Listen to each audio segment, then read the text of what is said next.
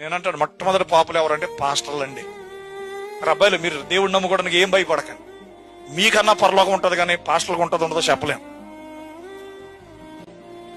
నిజమే కదా? అబద్ధమా? అబద్ధం అనుకుంటే నేనేం చేయలేను. నేను కూడా పాస్టర్నే కదా. లేదండి, ఎందుకంటే వాళ్ళు తప్పు చేస్తే వాళ్ళకి ఒకంతే శిక్ష అంట, తప్పు చేస్తే మనకి రెండంతల శిక్ష అంట. ఉండాల బైబిల్లో? మీలో అనేకలు బోధకులు కాకుండా ఉండడం చెప్పాడా? చెప్పాడు. ఎందుకు చెప్పాడు? బోధించేవాడు కరెక్ట్గా ఉండడు. సమస్య ఏంటంటే విశ్వాసం ఉన్నప్పుడు బాగుంటాడండి. విశ్వాసం ఉన్నప్పుడు ఏమి స్వార్థం ఉండదు, అసూయ ఉండదు, ద్వేషం ఉండదు, కక్ష ఉండదండి. మాస్టర్లు అయిన తర్వాతే వాళ్ళకి కొత్త అయిన కపటబాబు ఆలోచనలు, స్వార్థపూరితమైన ఆలోచనలు, దురాశలు, లోకాశలు అన్ని పాస్టర్లకు వస్తాయి. ఎందుకంటే మొట్టమొదట సాతానుడు పాస్టర్ని పడేస్తే సంఘాన్ని పడేస్తాడు. వ్యభిచారంలో పడేసేయటము, తాగుళ్ళలో పడేసేయటము, గర్వంలో పడేసేయటము, విన్నారండి, అసూయలో పడేసేది ముందు ఇన్ని పాస్టర్ని ముందు డబ్బిచ్చి పడేస్తాడు సైతం.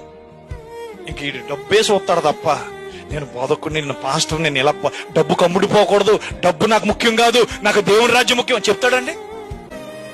డబ్బు నాకు వద్దు అంటాడా? బిలాం అన్నాడా అండి? దేవుడు మాట్లాడుతున్నాడు కదా బిలాము తోటి. గాడిద చేత కూడా మాట్లాడిచ్చాడు ఆయన.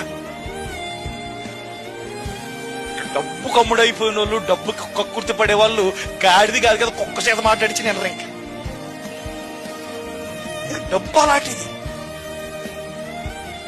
నేను అందుకే నేను చెప్పాను, నాకు సంస్థ కాదు, ఎవడు రూపాయి జీతం ఇవ్వడండి. మీరు ఏమన్నా సంఘంలో కానుకలు ఇస్తే పాస్టర్ పోషించబడాలి, అదే కూలి పని చేసుకోవాలి. అట్లేగాని అమెరికా కొత్త రాసి, ఇంగ్లాండ్ కొత్త రాసి, అండమాన్ కొత్త రాసి, ఆ పెద్ద పాస్టర్ కొత్త రాసి నేను కష్టాల్లో ఉన్నాను, బాధల్లో చర్చి కట్టుకోవాలి, అయ్యేముండవు. ఎందుకంటే ఈరోజు చాలా మంది చర్చలు అయితే కడుతున్నారు కానీ సంఘాన్ని కట్టగలుగుతున్నారా? ఒక జీవితాన్ని కట్టగలుగుతున్నారా? ఒక వ్యక్తి యొక్క జీవితాన్ని నిలబెట్టగలుగుతున్నారా? లేదండి.